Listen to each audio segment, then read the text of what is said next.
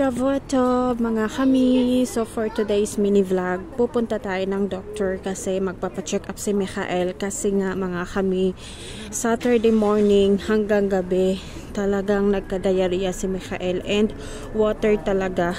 So natatakot ako kaya ayan, andito kami ngayon sa doctor and ipapacheck up namin siya para sure tayo sa kanyang health.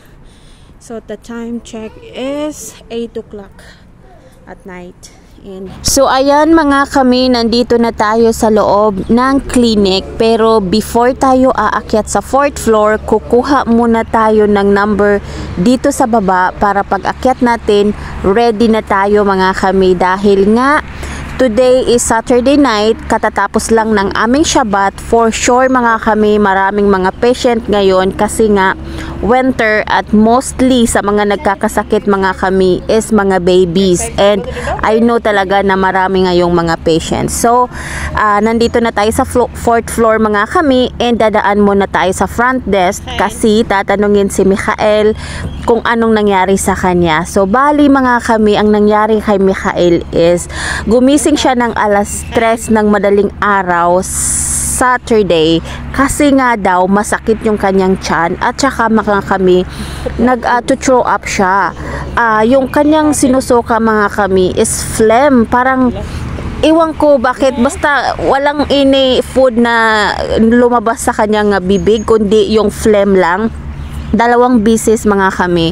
So binilagyan ko pa nga siya ng Vicks or yung mga pangpahid efficacent kasi nga masakit daw yung kanyang tiyan. So afternoon mga kami, nakatulog ulit si Michael and then pagising niya ng 7 o'clock doon na nagsisimula yung kanyang pagtatae at saka water talaga siya mga kami, and sobrang ang iba talaga yung amoy. So kaya nag-worry ako. So ang ginawa ni David is tumawag siya ng doctor kasi dito sa Israel mga kami pwede kang tumawag kahit Shabbat siya dahil nga emergency. So sabi naman ng doctor, okay lang yan kasi as long as na-active siya, kumakain siya at nagdi-drink siya ng water. And Baruch Hashem, thanks God, active si Michael, umiinom siya ng tubig at kumakain siya. Yung worried lang talaga namin is yung pagtatain niya.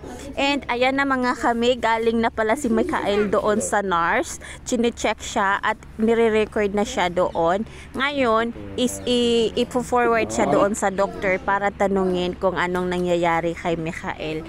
So ayan, habang nagwe-wait kami sa number namin, ayan, si Michael talaga ay hindi mo pwedeng sabihan na wag kang mag-play dyan kasi maraming virus. Si David ay galit na galit kasi ayaw niya na mag-play sila sa mga toys dito sa loob ng clinic dahil nga iba-ibang klaseng sakit dito, so baka mahawakan nila and you know kung saan-saan sila humahawak. And finally mga kami, tapos na tayo sa doctor and nandito tayo ngayon sa pharmacy para bibili tayo ng gamot ni Michael, and also sabi din ng doctor kailangan ipa-check yung kanyang dumi dahil nga mayroong mga phlegm doon sa kanyang diarrhea, so ipapa-check yun mga kami. And nandito tayo sa loob ng sasakyan mga kami while si David ay nasa loob ng pharmacy kasi siya yung bumili ng gamot dahil nga ang kulit ng dalawang ito mga kami, talagang nagkukulitan sila sa loob ng sasakyan. Kaya ayan, naiwan kami dito sa loob mga kami.